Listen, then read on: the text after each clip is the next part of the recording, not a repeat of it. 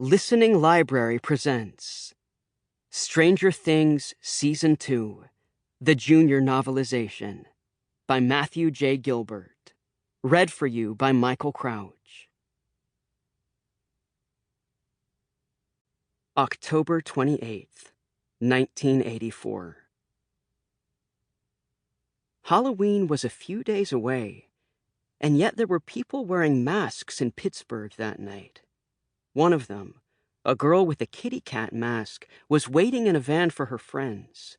She sat in the driver's seat with the engine running. Suddenly, an alarm sounded, and 4 masked monsters came sprinting out of a nearby building. They piled into Kitty Cat's van. A guy with a mohawk and a mummy mask was the last one in. He slammed the door shut, and Kitty Cat hit the gas. The van screeched down the street as police sirens began to wail. A Pittsburgh PD patrol car swerved out of the darkness after them, lights flashing. Inside the van, the masks came off. The car's occupants weren't monsters, of course. Just a gang of young punks in Halloween costumes. Their mysterious leader, Kali, sat up front in the passenger seat with her eyes calmly fixed on the road. "The alley to your right," Kali ordered. And the driver did as she was told, accelerating the wrong way up a one-way street. There were cars coming straight at them. The driver dodged, crashing through trash cans and rolling over curbs. But still, the police followed. Any other gang would be as good as caught with this much heat. But those gangs didn't have someone like Kali. Someone different. While she stayed focused on the road, the others in the van started to panic. "Do something, Kali!" The Mohawk guy pleaded, his heart racing as he saw more cop cars joining the pursuit. "Next right, there's a tunnel," Kali told the driver. "Take it." As the van raced into the tunnel, Kali shut her eyes and slowly made a fist. "Boom," she whispered. Suddenly, the entrance to the tunnel collapsed. The van sped away safely as chunks of debris came crashing down in a cloud of dust behind them. The police cars screeched to a halt. The chase was over. "What is wrong with you, Adams? What are you doing?" one angry officer yelled at his partner. "Why'd you stop?" The confused partner didn't answer. He got out of his car in a daze. He looked up in disbelief at what he was seeing, or what he wasn't seeing. There was no explosion. The tunnel hadn't collapsed. The confused cop only thought it had. And all because Kali had planted a thought. Inside the van, her friends laughed and celebrated their daring escape, letting out sighs of relief. But not Kali. She sat quietly and stared ahead. A trickle of blood spilled out from her nose. She was used to that happening whenever she used her gifts. She wiped the blood away, revealing 3 numbers tattooed on her wrist. 008. There were more like her, but how many of them were still alive?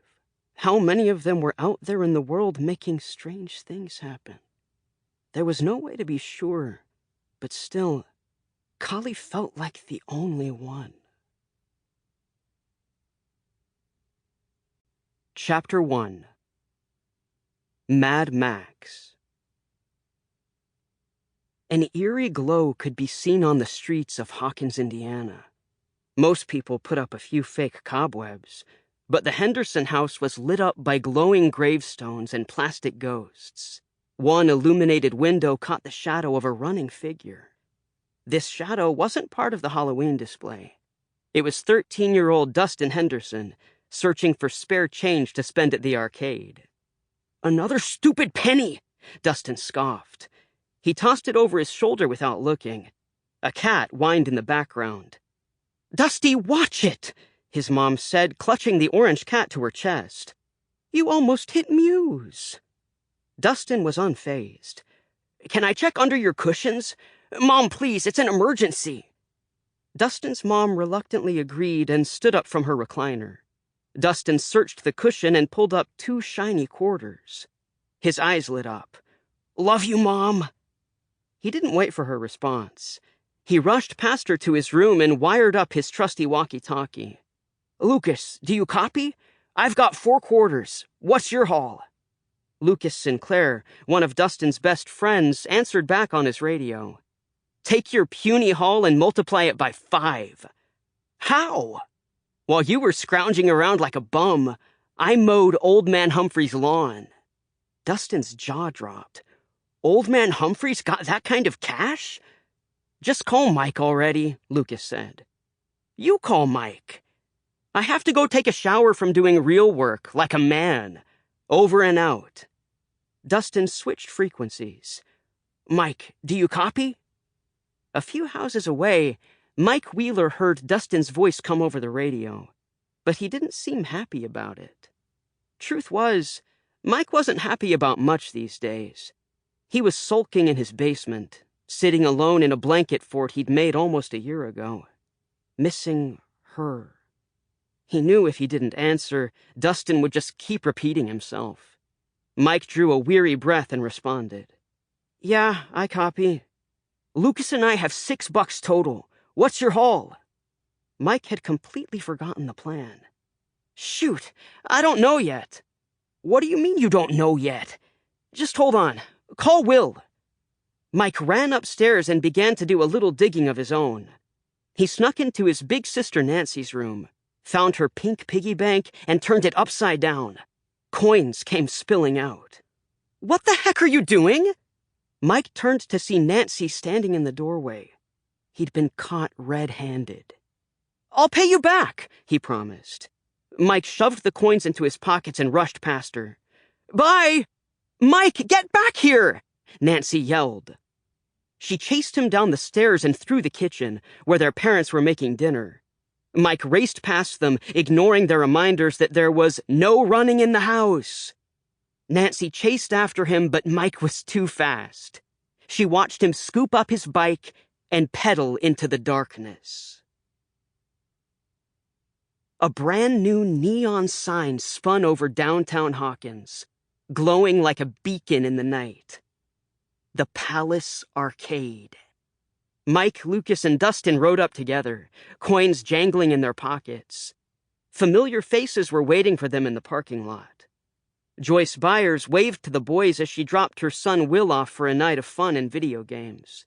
The guys waved him over and they went inside. Lucas, Mike, and Will nervously watched as Dustin attempted to rescue Princess Daphne in their favorite game, Dragon's Lair. It was one of the most expensive games in the arcade, so there was no room for error. After some close calls, Dustin reached a new level. I'm in uncharted territory here, guys. Down, down, down, Lucas yelled. Shut up, shut up, shut up, Dustin yelled back. He frantically moved the joystick down, then left, then right. But it was too late. He'd waited a moment too long to tap the attack button, and the game's animated dragon spewed a stream of fire. The boys watched in horror as Dustin's character was reduced to a skeleton. I hate this overpriced crap, Dustin said, kicking the arcade cabinet. You're not nimble enough, Lucas said. You'll get there one day, but until then, Princess Daphne is still mine. Whatever. I'm still tops on Centipede and Dig Dug. You sure about that? Someone teased. That someone was Keith, a pimply kid who worked at the arcade.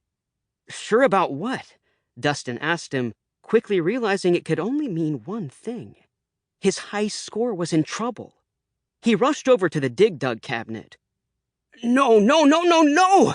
Dustin screamed, seeing that his name had fallen to second place on the leaderboard. A new high scorer reigned supreme. 751,300 points! Will said, marveling at Mad Max's stats. That's impossible, Mike exclaimed. Dustin turned to Keith for answers. Who is Mad Max? Better than you, Keith smirked. Is it you? Will asked him. Keith scoffed at the question. You know I despise Dig Dug. Then who is it? Lucas asked. Yeah, spill it, Keith, Dustin demanded.